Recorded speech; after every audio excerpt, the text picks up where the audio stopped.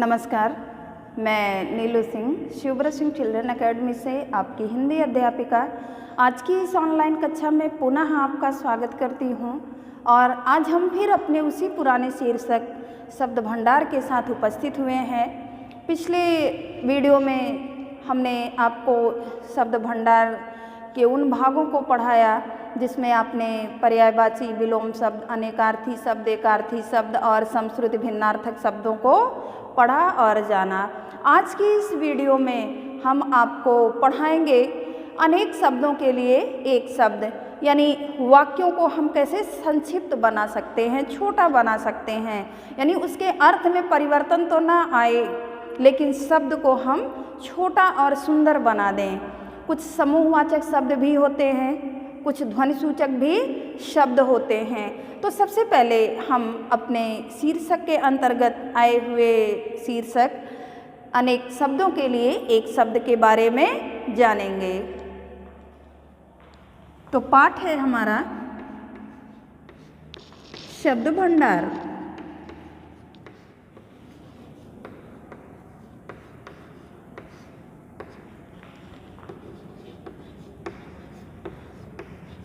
अनेक शब्दों के लिए एक शब्द।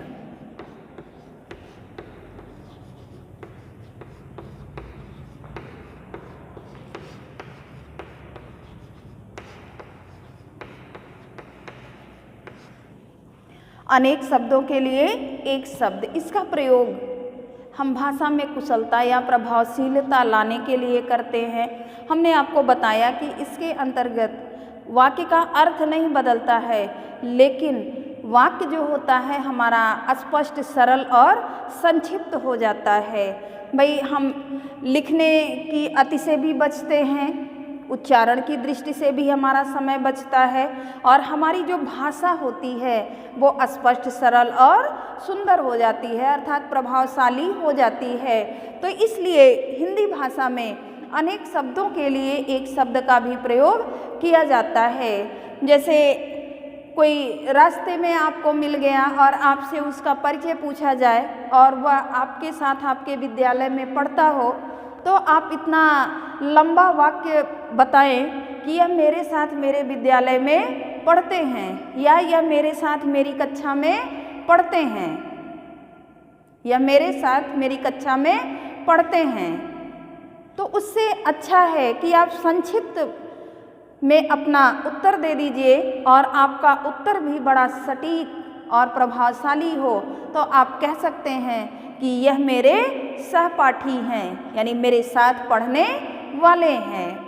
तो इसलिए ये भाषा को प्रभावशाली बनाने के लिए, भाषा को और सुंदर बनाने के लिए, अपने वाक्य को और स्पष्ट, सरल और संक्षिप्त बनाने के लिए हम इसका प्रयोग करते हैं। इसका अर्थात अनेक शब्दों के लिए एक शब्द। तो उदाहरण के माध्यम से ये आपको और भी स्पष्ट हो जाएगा।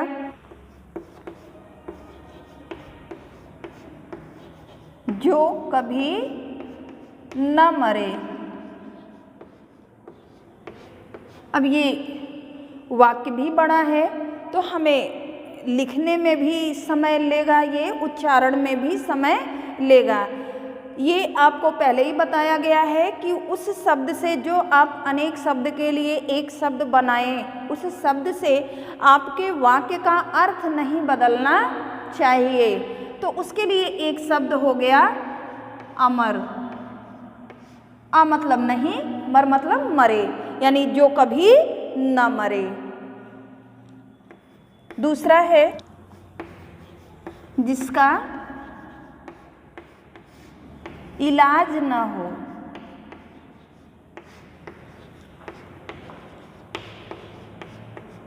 हो गया उसका एक शब्द हो गया असाध्य।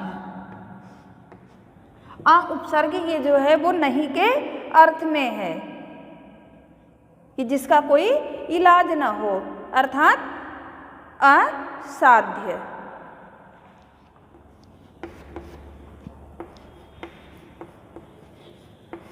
साथ पढ़ने वाला।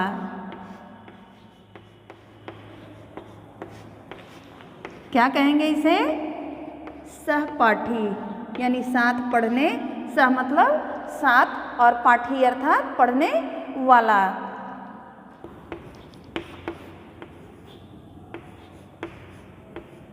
ऊपर कहा गया, इसके लिए एक शब्द हो जाएगा उपरोक्त।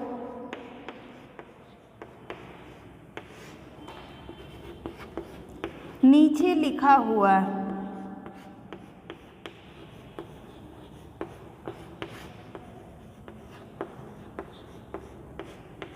इसका हो जाएगा निम्नलिखित।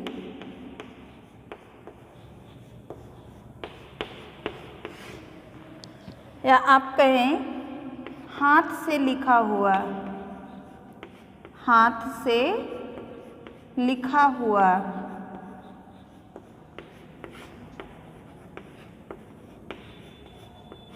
इसके लिए एक शब्द हो जाएगा हस्तलिखित।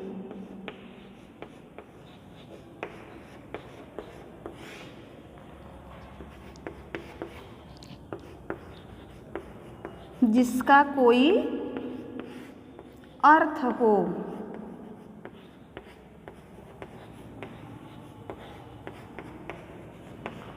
तो उसको कहेंगे हम कि भाई ये सार्थक है, अर्थात इसका कोई अर्थ है। और उसी के विपरीत कि जिसका कोई अर्थ न हो, तो उसे हम कहेंगे निरर्थक, यानी इसका कोई अर्थ नहीं है।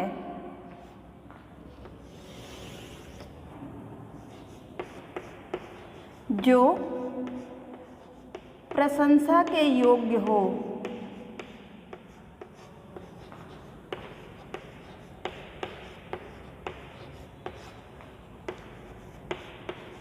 उसे कहेंगे प्रशंसनीय।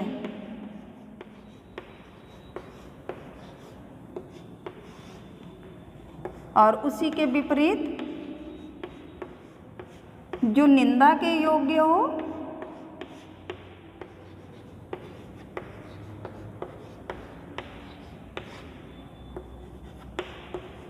उसे कहेंगे निंदनीय।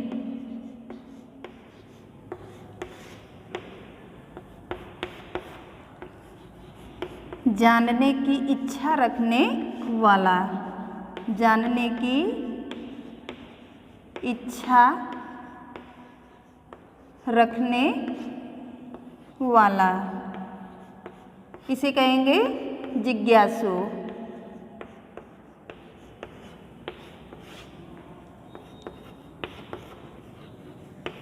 जो सब कुछ जानता हो, जो सब कुछ जानता हो, उसे कहेंगे सर्वज्ञ। अज्ञ मतलब जानना। पूजा के योग्य, तो उसे कहेंगे पूजनीय।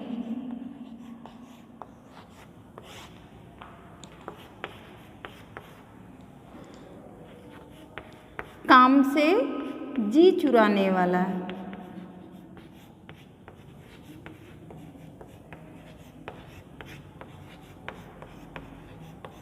कहेंगे इसे कामचोर।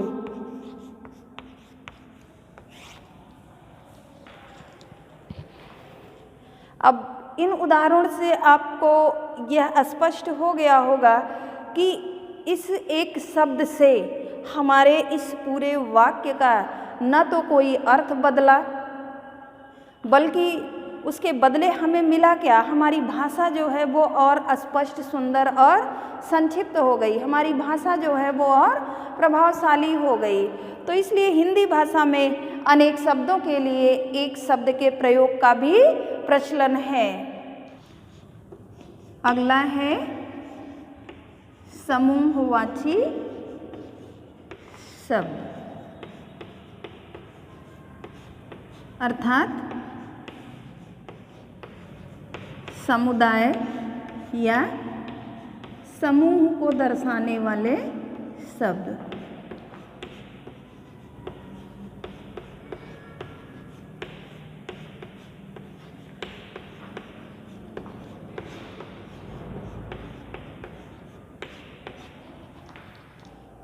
कुछ समूहवाची शब्दों का प्रयोग कुछ विशेष समूह को प्रकट करने के लिए किया जाता है।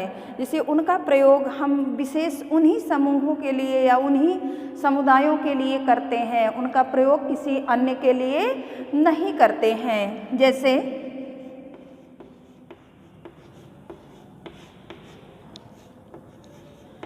ज्ञान का कोश। कोश अर्थात यहाँ ये समूह को संबोधित कर रहा है कि जहाँ ज्ञान का समूह हो, कोश हो। दूसरा है सेना की टुकड़ी।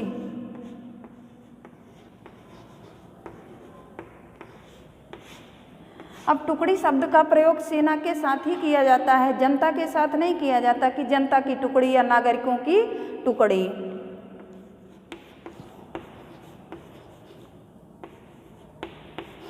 लकड़ियों का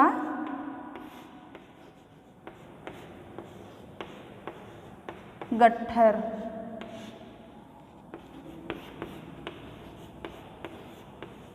नोटों की गड्डी।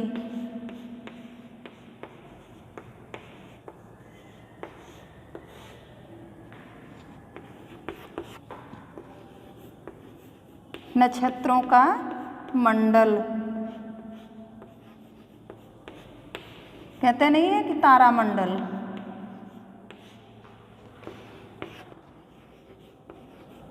भक्तों की मंडली।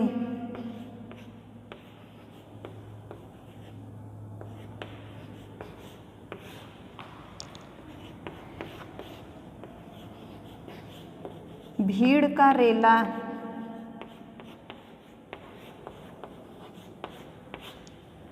तो ये सारे उदाहरण हैं।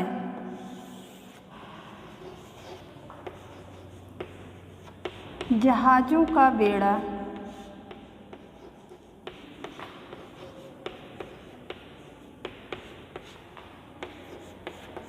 या फिर कहें पर्वतों की श्रृंखला।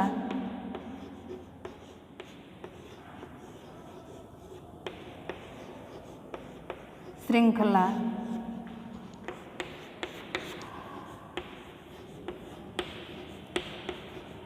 मधुमक्खियों का छत्ता।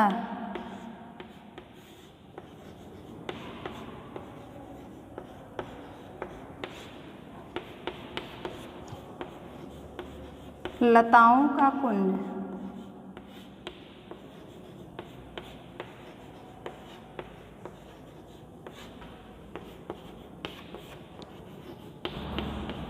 चाबियों का गुच्छा।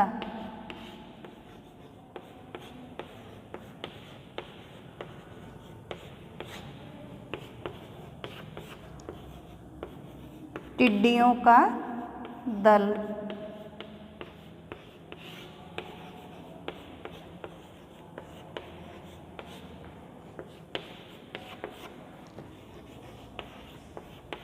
फूलों का गुलदस्ता।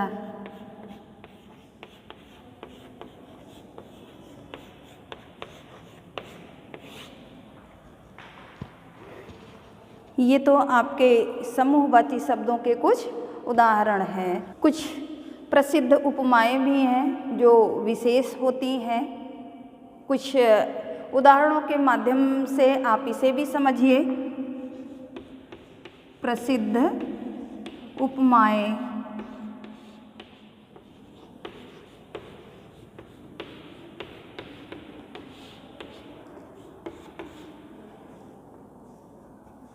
जैसे बहुत अधिक ठंडा अगर कहना हुआ तो कहा जाता है बर्फ सा ठंडा।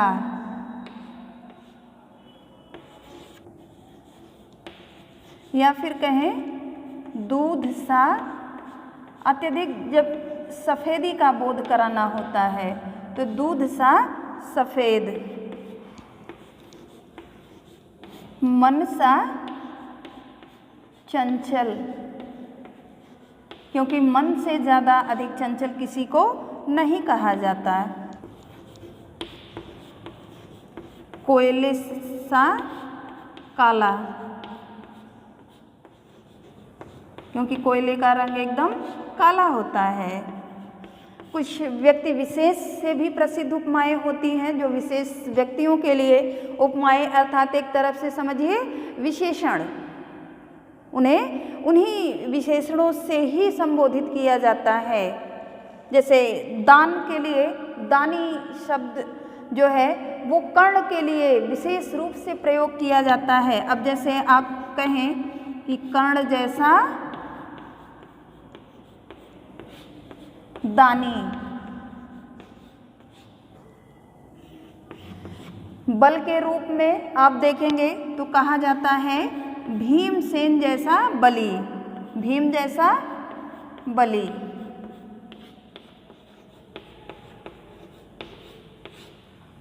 प्रतिज्ञा के मामले में यानी किसी दृढ़ इच्छा के मामले में अगर आप नाम लें तो सबसे पहला नाम जो आता है वो भीष्म पितामह का आता है। इसीलिए उनकी प्रतिज्ञा इतनी दृढ़ थी कि उस प्रतिज्ञा का नाम ही रख दिया गया भीष्म प्रतिज्ञा। तो भीष्म जैसा दृढ़ प्रतिज्ञ।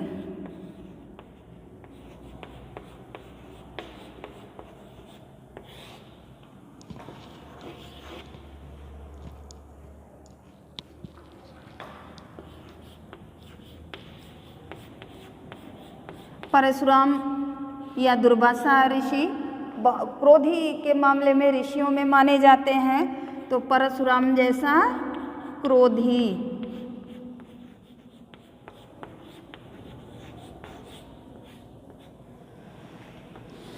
अहिंसा के मामले में गांधी जी का नाम आता है, क्योंकि गांधी जी ने ही असहयोग आंदोलन चलाया था।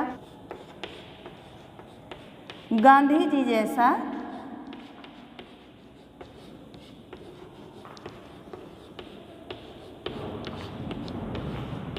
सत्याग्रही।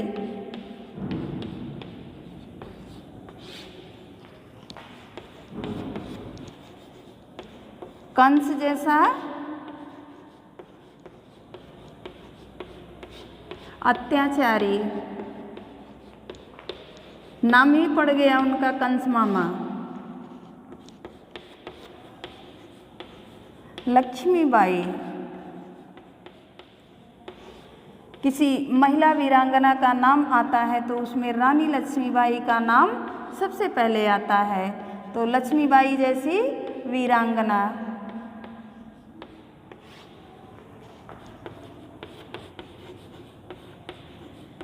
एकलव्य। गुरु भक्ति की कहीं अगर मिसाल दी जाती है तो उसमें एकलव्य का नाम सबसे पहले आता है। एकलव्य आप जानते ही होंगे कि द्रोणाचार्य को उसने अपना गुरु मान लिया था और उनकी मूर्ति बना करके अपना अभ्यास किया करता था। और जब गुरु द्रोणाचार्य को पता चला तो उन्होंने, क्योंकि सबसे पहले उन्होंने अपने मन में यह ठान लिया था कि हमें अर्जुन को सर्वश्रेष्ठ धनुर्धर बनाना है, तो उन्होंने एकलव्य से उसके दाहिने हाथ का अंगूठा मांग लिया गुरु दक्षिणा में। और एकलव्य ने एक सेकंड भी नहीं सोचा कि दाहिने हाथ का अंगूठा दे दूंगा तो मैं कैसे धनुष का अभ्यास करूंगा। उसने तुरंत अपने दाहिने हाथ का अंगूठा काट करके अपने गुरु के चरणों में अर्पित कर दिया। तो गुरु भक्तों में एकलव्य का नाम सबसे पहले आता है। तो एकलव्य जैसा गुरु भक्त।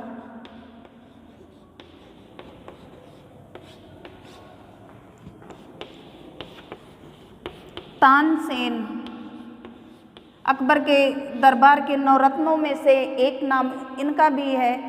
गायकी के क्षेत्र में तानसेन बेजोड़ हैं। तो तानसेन जैसा गायक।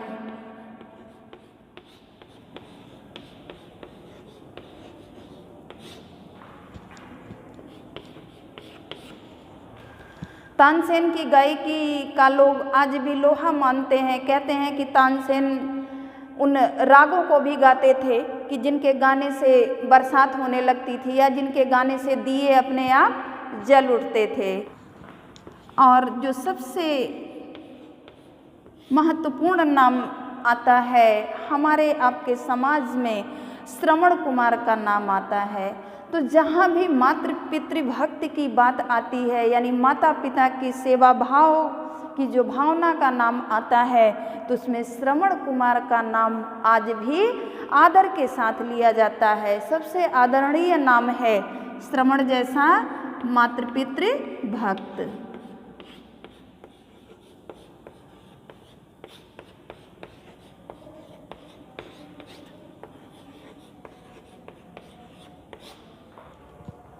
तो ये तो कुछ प्रसिद्ध उपमाएं हैं, कुछ ध्वनिबोधक शब्द भी हैं। ध्वनिबोधक शब्द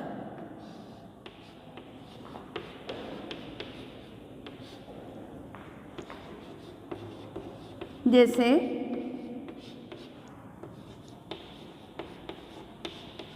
पशु पक्षियों की बोलियां,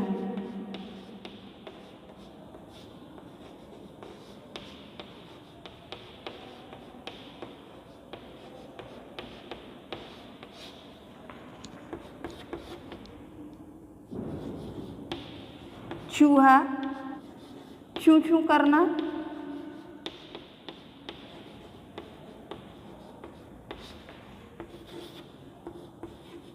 बिल्ली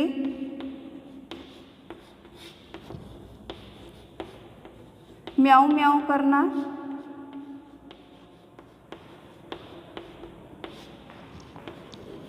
कबूतर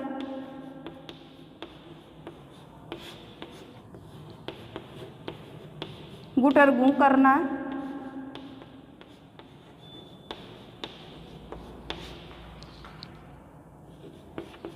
गधा रेंकना,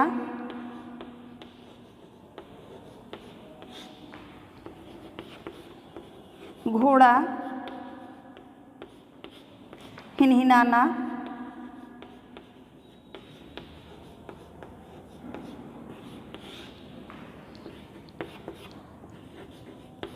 कोयल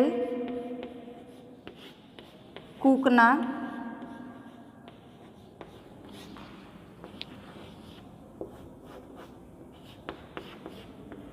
शेर दहाड़ना।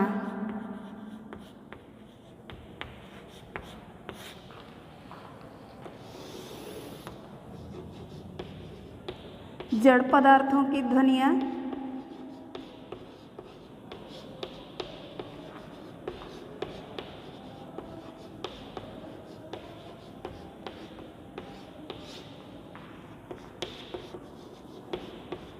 दांत किटकिटाना,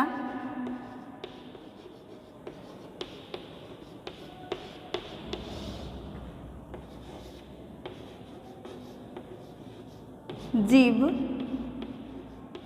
लपलपाना,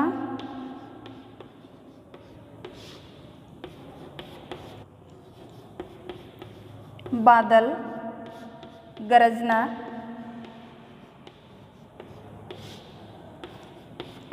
बिजली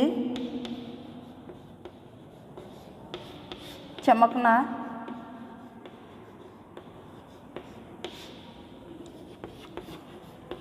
पत्ता खड़कना, जूता चरमराना,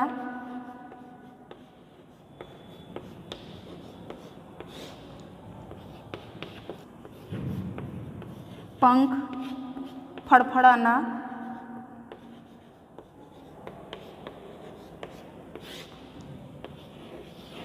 दरवाजा खटखटाना।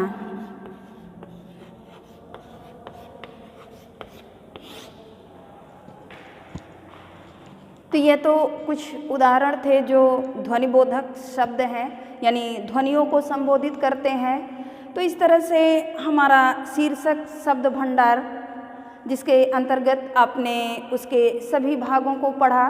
पर्यायवाची, विलोम, अनेकार्थी, एकार्थी, समश्रुति भिन्नार्थक या अनेक शब्दों के लिए एक शब्द, समूहवाचक शब्द और ध्वनिबोधक शब्द, कुछ प्रसिद्ध उपमाएं।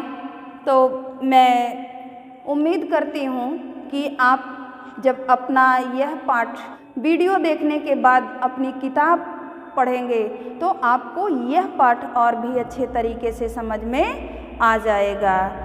तो आप अपनी किताब का अध्ययन ज़रूर करिए।